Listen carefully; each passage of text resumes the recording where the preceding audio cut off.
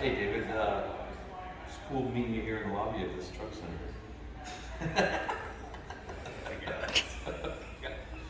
I had to break the ice. Now I gotta redo that one. Wait, so are you gonna explain to them? Do we have to explain to? Good afternoon, David. How are you? Doing well. Good to see you. Thanks for coming by. You too. It's interesting. I've ridden with my grandpa a couple times, and I've heard of your name at the dealership, but it's the first time I've actually bumped into you and waited. Yeah. I've been waiting for this moment. Serendipitous. Yes, very much so. Yeah, definitely. So how's everything going? I know that you were, is it Pega? Is that it? Yeah. Yeah. Started Pega a little bit over a year, maybe a year and a half ago, and thoroughly enjoying it. Yeah. So I've come across you guys in a couple of Gartner, and Forrester reports, but I mean, what is it you guys actually do?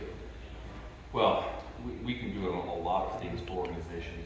The macro view of it is we tend to make complex situations really, really simple for our clients. We crush complexity is what we like to say. But what that looks like in each different environment, it's personal, very personal to good organizations. So, tell me a little bit more about your business. What are you guys struggling with right now? Yeah, well, it's funny you mentioned the complexity, because complexity is really drowning us right now, operational wise and expenses.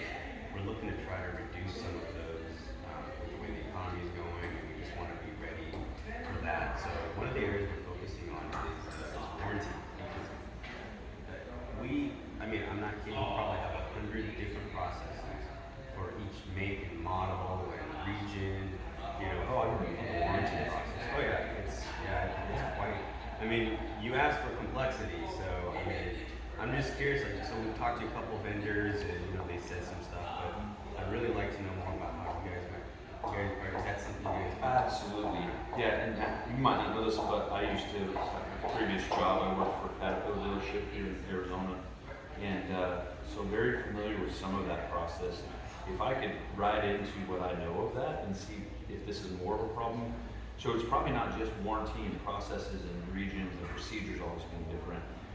But usually the work getting done for you guys in such a scenario, with us at Caterpillar, often technician would open this job order and send it straight to warranty writer, and as fast as they could get the guy back working in the machine, that was it almost threw everything else out because they're losing money. And so they get this ticket written and closes out, and then you get the driver on his way, and then you find out from warranty that wasn't written up well, and so you got to eat that cost of what you could have got 90% of back from the original equipment. It happens all the time. Yeah, and it's, a lot of our systems, they don't really talk well to each other, and the service advisors, they're kind of doing this swivel chair thing, and it's causing a lot of inefficiency. Yeah. So how would you be able to, tell me a little bit more about the automation, because we have robotics, but is that what you're talking about?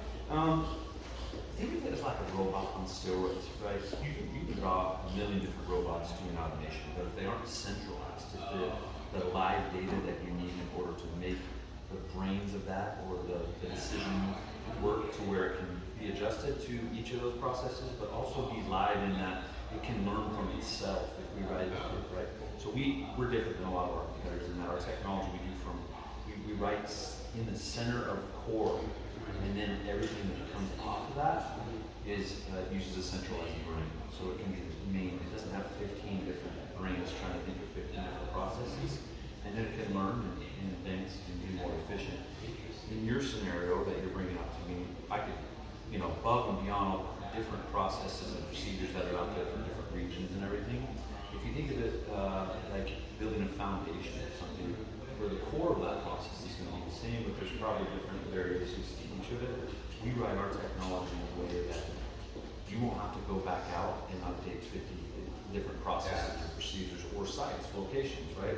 One of the use cases that we love to talk about is a major auto manufacturer here. And I know cars aren't the same as trucks, right? But some of the processes are the same. So they for them it was quality control. They have 14 different manufacturing sites in the US, and it's hard for them to keep a paradigm process or a strict template for how you're supposed to be doing all this quality control. And then because of that, they were losing millions based off different variations that are coming off the block. Right? So utilizing us, they were able to put that brain at the center, do the overall process, work backwards into what they're really trying to solve for. We automated it, and now they can tweak in each different service part, but instead of having to update 50 different times, if it's something I want to change macro level to that process, they've taken it from a binder and they've stuck it into the intelligence brain that can automatically make all the changes. That'd be great. So can I see this? I mean, I'd love to see how this works. Absolutely, I'd love to set up a couple follow-up meetings with your IT department and business units. Probably business units first, so we can see really what the needs are of that problem and how we're going to solve the processes. But hopefully, like our use case with that automaker, we were able to save them $6.6 million. Wow. Just in I'd inefficiency. love for you guys to do that for us. That'd be great. Awesome. How's next week?